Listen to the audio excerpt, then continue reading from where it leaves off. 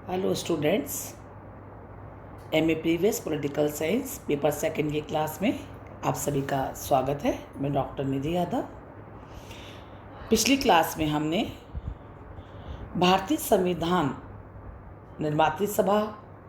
का गठन किस प्रकार हुआ, उनकी कार्यप्रणाली क्या थी, उन्होंने किन विचारों से प्रभावित होकर के भारतीय संविधान का निर्माण किया, उस पर चर्चा करी थी। उसके पश्चात उसी के क्रम के अंदर हम देखते हैं कि भारतीय संविधान जो बना है उसके सोर्सेस क्या थे, या भारतीय संविधान पर किन बातों का प्रभाव हमको सबसे ज़्यादा दिखाई देता है। पिछली क्लास में हमने ये देखा कि भारतीय संविधान जो एक दस्तावेज के रूप में हमारे सामने है, उसमें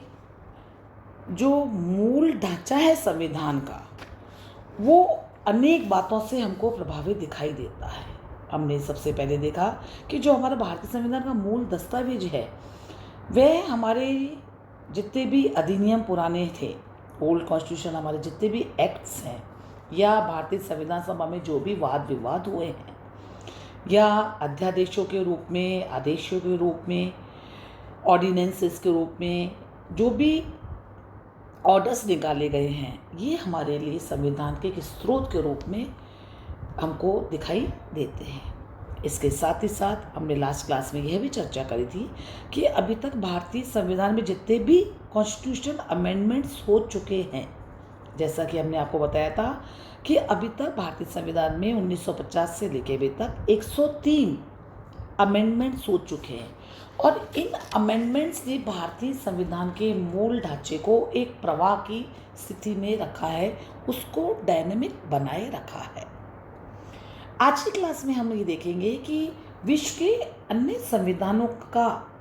प्रभाव किस रूप में हमको भारतीय संविधान पे दिखाई देता है। ये बात हमको निर्विवाद रूप से स्वीकार करनी ही पड़ेगी कि हमारे संविधान पर विदेशी विचारधाराओं और उनके संविधानों की स्पष्ट छाप परिलक्षित होती है। यद्यपि हमारे संविधान निर्माता अच्छे ज्ञाता थे, उनको शासन विधान का अच्छा खासा अनुभव था, लेकिन फिर भी उन्होंने हमारे संविधान को विदेशी संविधानों के कुछ प्रावधानों से एक अपूर्व संग्रह उसको बना दिया है। सर्वप्रथम हम देखें तो ब्रिटिश संविधान का प्रभाव भारतीय संविधान पर हमको सर्वाधिक दिखाई देता है। हमने भी ब्रिटेन की संसदात्मक शासन प्रणाली के अनुरूप ही हमने भी इसी व्यवस्था को, मंत्रिमंडल के सामूहिक रूप को या उसके कलेक्टिव रूप को अपनाया है, जहां ब्रिटिश संसद की भांति ही हमारी जो लोकसभा है वो देश की राजनीतिक गतिविधियों का केंद्र बना दी गई है। इसके साथ ही साथ अमेरिकी संविधान पे जब हम चर्चा करें तो उनका भी एक लंबा चौड़ा प्रभाव या प्रमुख प्रभाव हमको भारतीय संविधान पर दिखाई देता है। स्पेशली जब हम फेडरल सिस्टम की बात करते हैं, संघात्मक शासन व्यवस्था की बात करते हैं, जब हम मौलिक अधिकारों की बात करते हैं, जब हम स्वतंत्र और निष्पक्ष सर्वोच्च न्यायालय की बात करते हैं, जब हम न्यायिक पुनरावलोकन की बात करते हैं, तो ये सभी सिद्धांत हमने मूल रूप से अमेरिकी संविधान से अपनाए हैं। इसी क्रम में फ्रांसीसी संविधान की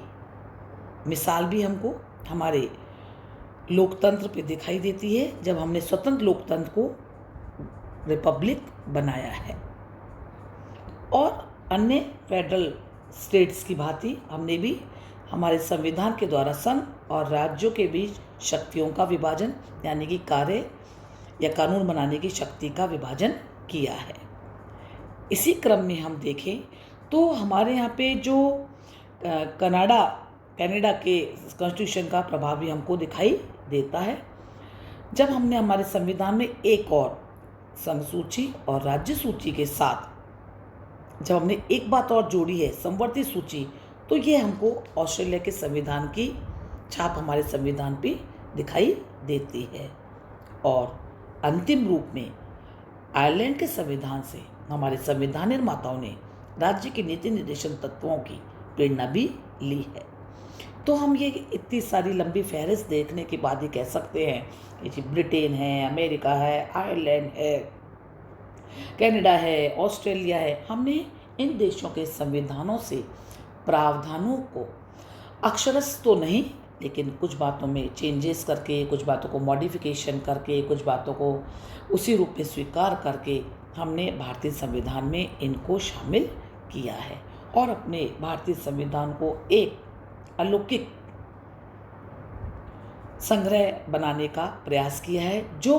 तथ्यात्मक रूप में, जो निर्विवाद रूप से भारतीयों के लिए, भारतीयों की इच्छा से, भारतीयों के द्वारा संचालित है। तो हम ये देख रहे हैं कि भारतीय संविधान पे जो हमको प्रभाव दिखाई दे रहा है वह इस समय जो भी व्यवस्थाएं थी, हमने लास्ट क्लास के अंदर हमने ये देखा कि भारतीय संविधान के अंदर जो अभी तक जितने भी अमेंडमेंट्स हुए थे या कॉन्स्टिट्यूएंट असेंबली के अंदर जो भी डिबेट्स चल रही थी, उन डिबेट्स के आधार पे हमारा संविधान एक प्रवाह की स्थिति के अंदर बना रहा, उसमें नित्य नए आयाम जोड़ते रहे, क्योंकि समय के साथ साथ ये जरूरी हो जाता है कि एक प्रगतिशील समाज की स्थापना के लिए एकदम से क्रांतिकारी परिवर्तन नहीं किए जाते हैं, लेकिन समय के साथ साथ राजनीतिक सामाजिक परिवर्तनों को संविधान में समाहित करने के लिए ये आवश्यक होता है कि संविधान को एक प्रवाह की स्थिति में रखा जाए। जिस प्रकार हम कहते हैं कि नदी का पानी जो एक प्रवाह के रूप में बहता रहता है वो शुद्ध और असरदायक होता है, उसी प्रकार भारतीय संविधान को भी हमने कोई एक फिक्स अवस्था में नहीं रखा है, अपितु इसको गत्यात्मक बनाने का प्रयास संविधान निर्माताओं के द्वारा उस समय सोच उन्होंने बनाई थी कि हमने इसका एक मूल ढांचा, एक मूल प्रारूप अच्छे प्रावधान लेकर के, अच्छी बातें लेकर के तैयार किया है, लेकिन साथ ही उन्होंने कुछ आने वाले समय के साथ जो फिल इन द ब्लैंक्स होने थे या उसके अंदर जो कुछ नया जुड़ना था, जो कुछ एडिशन होना था, वो उन्होंने समय की गति के लिए आगे के लिए छोड़ दिया गया था। और हम ये देखते हैं, जब भारतीय संविधान का अध्ययन करते हैं, जब उसको देखते हैं, तो हमें वास्तव में लगता है कि हम विश्व के एक अपूर्व, एक अद्वितीय इस प्रकार के संविधान के भागीदार हैं, जिन्होंने हमारे भारत में लोकतंत्र को एक वास्तविकता प्रदान की है। धन्यवाद। आगे की क्लास के अंदर हम इसी पॉइंट पे चर्चा करेंगे। Thank you.